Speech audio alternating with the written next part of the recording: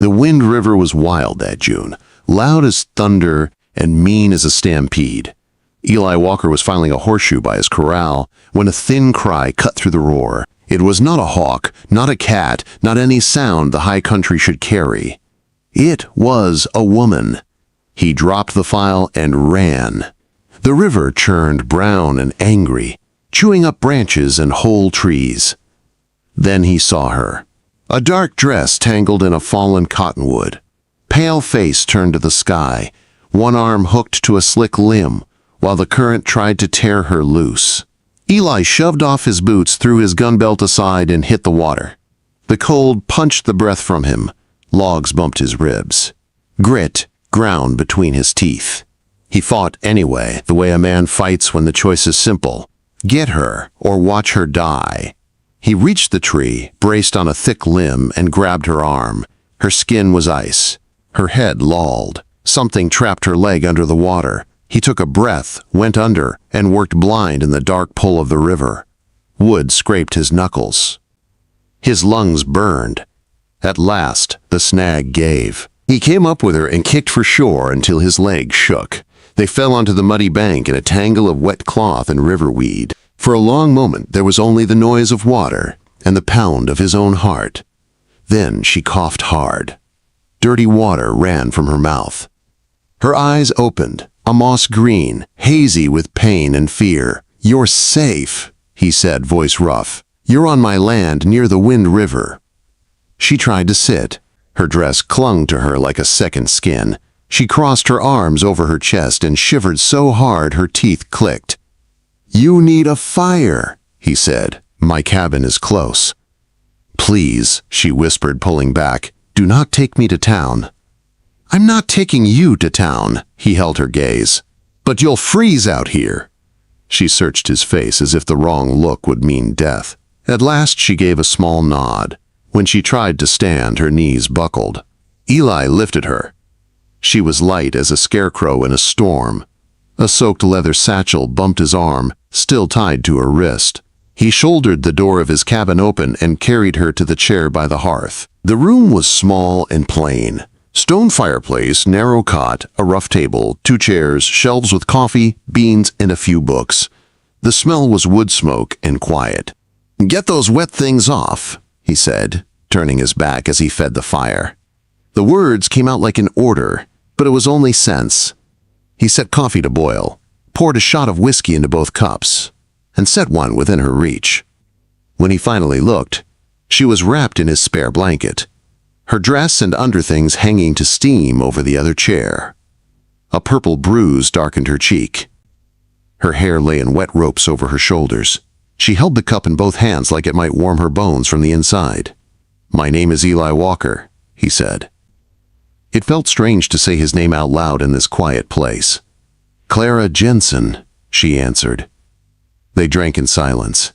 The fire snapped. A log echoed like a gunshot, and she flinched. He saw then what fear can carve into a face. He set a tin plate of bacon and beans in front of her. At first she shook her head. Then hunger won, and she ate, careful and slow. "The river will not drop by morning," he said. "You're stuck here a spell." Her shoulders sagged. For a second the pride fell away, and he saw only a worn-out soul. A tear cut a clean line through the dirt on her cheek. "My husband died," she said, staring at the flames. "He gambled. He left debts. The men who came wanted our place. They said it was theirs. I rode at night. I did not know the river would be like that." Eli stood at the window. The pines on the ridge did not move. He knew those men. Not by name, but by type. He had seen their work. "Eat," he said. "You'll need your strength." When night came, so did the quiet. He laid his bedroll near the fire and left the cot for her. He stretched out on the floor, hands behind his head, and stared at the dying coals. He could hear her breathing, could feel her in the room like a new scent you cannot ignore. Soft feet moved behind him. He kept his eyes on the embers. "Mr. Walker," she whispered. "What is it?" "Your shirt," she said, "the blue one from the war. Is it clean?" He frowned. He kept that old Union shirt folded in a chest. The color had washed to a pale gray. He did not know why he still had it. It is. Silence hung. He could hear the wind under the door. When she spoke again, her voice was small and raw. "Do you want to look at me?" The words hit him like a shock. He did not turn. He did not move. She rushed on, as if afraid the air would swallow her whole. "Will you stay if I undress?" He heard more than the offer. He heard years of trade and shame. He heard the price the world had taught her she had to pay for help. Heat rose in his chest, not desire but anger, at her sorrow and at the kind of men who made it. He turned just enough to see her shape in the firelight. She stood, with the blanket clutched tight, shaking. Then he turned his back again and stared hard into the coals. "Get some sleep, Mrs. Jensen," he said, voice low. "No one will bother you here." Nothing moved for a long time. Then the cot ropes creaked. A soft, broken sound slipped into the dark, a sob she could not hide. Eli lay stiff on the floor and listened to the river and her quiet crying.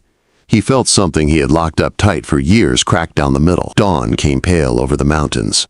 He was already up, coffee on the boil. Clara rose late, a limp in her right leg, the blanket wrapped tight until she ducked behind a hanging cloth to dress. When she stepped out, she would not meet his eyes. The shame of the night sat on her like a heavy coat. "The river is still high," he said from the door. "You're safe here until it drops." "I see," she said. They fell into a hard, simple rhythm. She weeded the garden and hauled water with careful steps. He chopped wood and rode the fence line. They spoke little, but he watched the way her hands moved, neat and sure, and how she startled at sharp sounds. She watched him too, learning the shape of his quiet. They were two hurt animals caught by high water, sharing the same small fire, waiting for the river to fall. On the fourth morning, a rider showed on the ridge. It was Jed, from the main ranch, easy to spot on his tall bay. Clara stepped at the doorway, the color draining from her face. "Who is that?" she asked. "Just a hand," Eli said. "He will not bother you."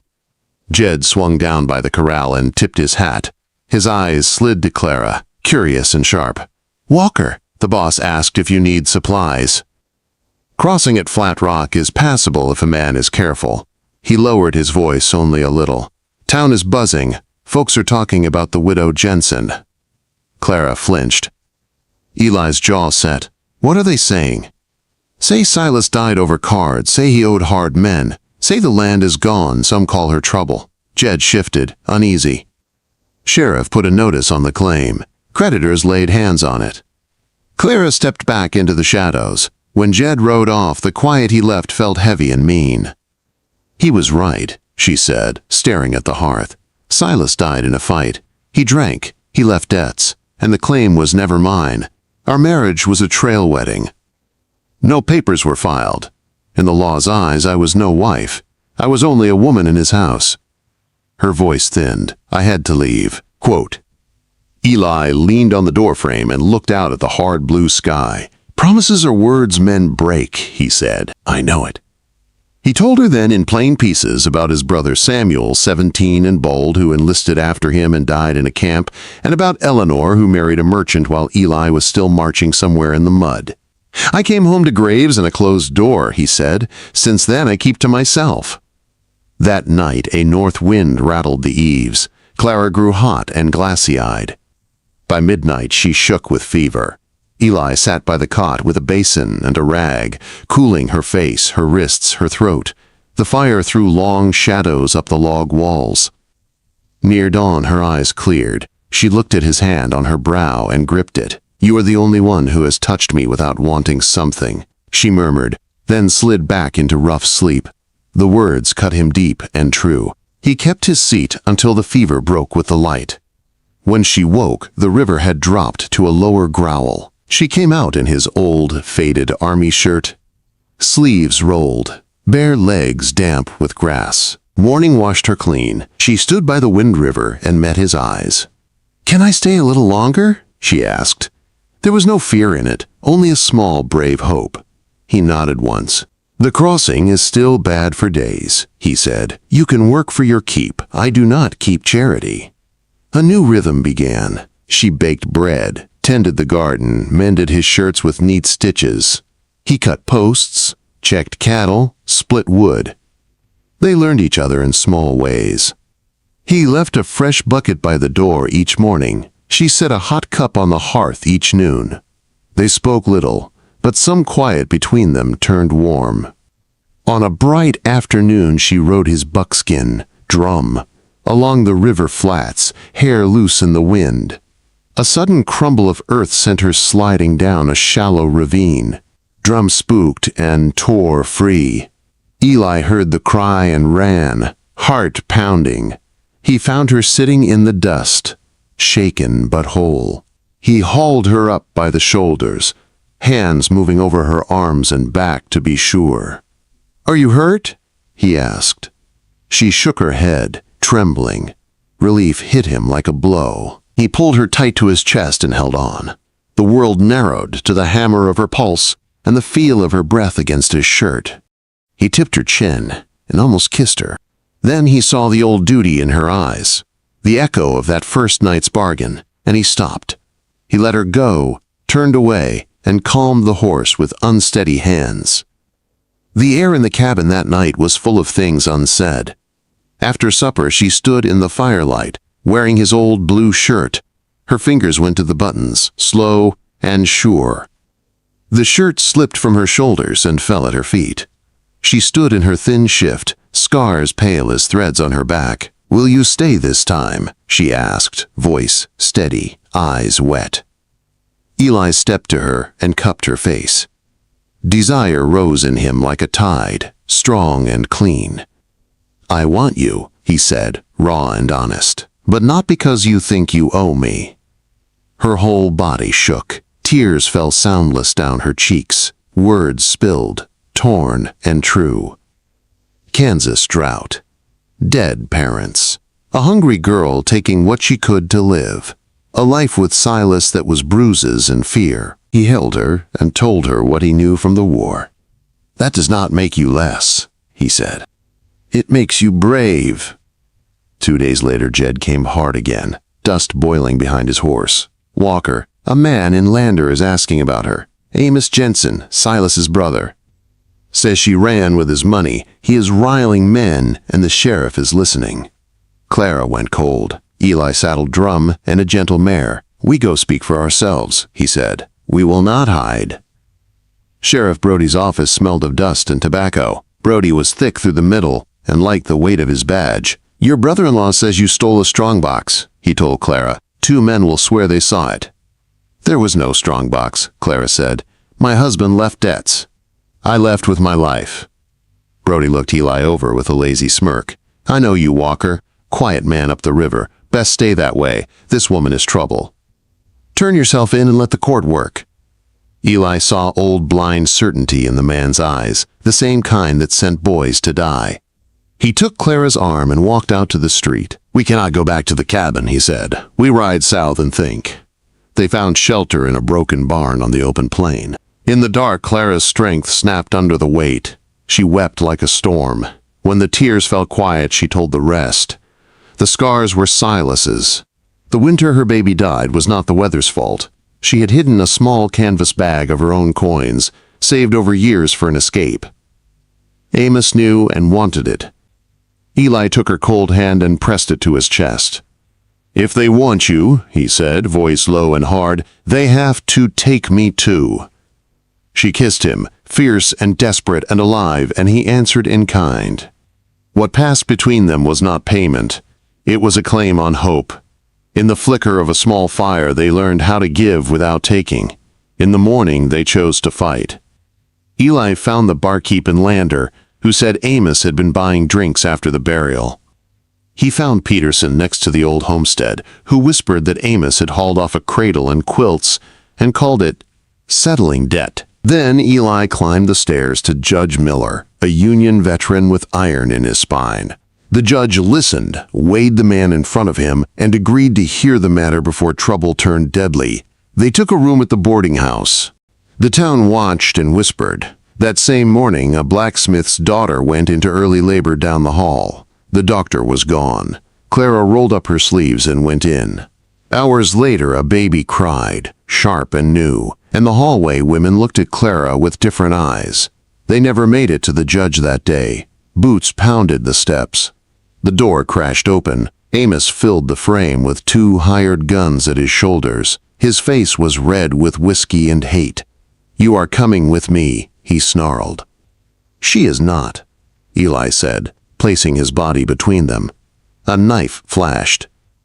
In the tight hall, Eli knocked one strike aside with the heavy barrel of his pistol, but the second drove under his ribs. Heat bloomed in his side.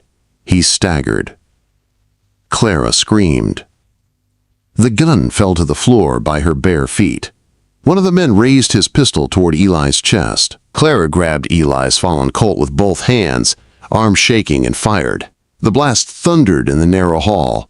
The hired man reeled back, howling, clutching his shoulder. Eli slid down the wall, hand clamped to the wound, face gray. Clara dropped to her knees and cradled his head. "Eli, stay with me," she cried. "Please do not leave me." Shouts rose from the street. Sheriff Brody and Judge Miller appeared at the top of the stairs, the judge's voice cutting like a whip. "Enough, Sheriff. Arrest Amos Jensen and these men for assault and intimidation." Clara did not hear them.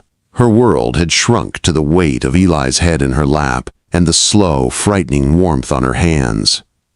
His eyes fluttered. She pressed her forehead to his. "Stay," she whispered. "Stay." "Wait, before we move on, what do you think about the story so far? Drop your thoughts in the comments. I'm really curious to know." Eli did not die that night. The knife had gone deep, but by grace or luck, it missed his lung. The doctor said it was the stubborn kind of wound that could kill a weaker man, but Eli Walker wasn't weak. He spent the next weeks in a bed at the boarding house, half in pain and half in dreams, and Clara was always there. She never left his side. She changed his bandages, cooled his fever, and read to him from an old book the judge had lent them. When he woke in the night shaking and calling names from a war long past, she whispered softly until the ghosts left him be. "You're not there," she'd say, her voice steady. "You're here with me. The war's over, Eli. You're safe." Her words worked like medicine. His breathing would slow, his fists unclench, and before long he'd drift into sleep again. It was the first time in years his nightmares had met kindness instead of silence. When he was strong enough to stand, she helped him to the window. The town outside was changing. Folks who had once whispered about her now nodded as she passed. Word of her courage had spread. The woman who brought the blacksmith's child into the world, the woman who faced armed men and saved her wounded cowboy. Even Sheriff Brody, red-faced with guilt, tipped his hat when he saw her. Judge Miller cleared her name before the town. Amos Jensen and his hired men were bound for prison. Clara's truth, once buried under shame, now stood open in daylight. But to her, none of that mattered more than the man who had stood for her when no one else would. One afternoon, sunlight fell through the window like a blessing. Eli stood beside her, his hand heavy on her shoulder for balance. "The charges are gone," he said quietly. "Amos will pay for what he did. You're free now, Clara." She smiled, but there was a softness in her eyes that made him ache. "You say that like it doesn't include you," she whispered. He turned toward her, weathered face open in a way it had never been before. "I've got nothing to offer you," he said. "Just an old cabin and a heart patched together more times than I can count." Quote. Clara shook her head, a single tear tracing her cheek. "You've already given me everything. You gave me back myself." He reached for her then, slow and unsure, like a man afraid to touch something holy. "I want to wake up beside you every morning," he said. "If you'll have me." She pressed her palm to his cheek, smiling through her tears. "Only if you'll have a woman with too many ghosts." He kissed her, there in the golden light of late afternoon, and it wasn't the kiss of rescue or desperation. It was quiet, full of truth and the promise of peace. A week later they stood beneath a wide cottonwood by the Wind River, the same river that had tried to take her life. Judge Miller read the vows. The blacksmith and his wife stood witness with their newborn son. Clara wore a blue dress she had sewn herself, the color of morning sky. Eli's old army shirt was clean and pressed beneath his vest. When the judge declared them husband and wife, Clara lifted her face to the sun and asked the question that had once carried all her fear. "Will you stay now?" Quote. Eli smiled and pulled her close, his voice steady as the mountains. "I've been staying since the night I found you." They built a new home together, a small white cabin on the rise above the river. He built the porch wide so she could sit in the evenings and watch the sunset burn gold over the peaks. She filled the windows with flowers and the rooms with laughter that had been missing from both their lives too long. The people of Lander came to respect them. Some still whispered, but whispers can't live where work and kindness grow. Clara became the woman the town called on when a child was due or a heart was broken. Eli mended fences, helped neighbors rebuild barns after storms, and kept the coffee hot for anyone who rode up his trail. Years passed, gentle and full. They still carried their scars, but they carried them together. Some nights, when the wind howled down from the pines, Clara would wake and find Eli staring at the dark, his eyes haunted. She'd take his hand and whisper, "You're not there. You're home." And he would breathe again. One evening, as the sun dropped behind the hills, they rode side by side along the river. The water ran clear now, calm and steady. Clara reached out and took his hand, their fingers interlacing. He looked at her, and for the first time in his long life, his heart felt light. They had come through fire and flood, shame and sorrow. What remained was quiet, honest love, the kind that does not fade, the kind the wind remembers. And as they rode on,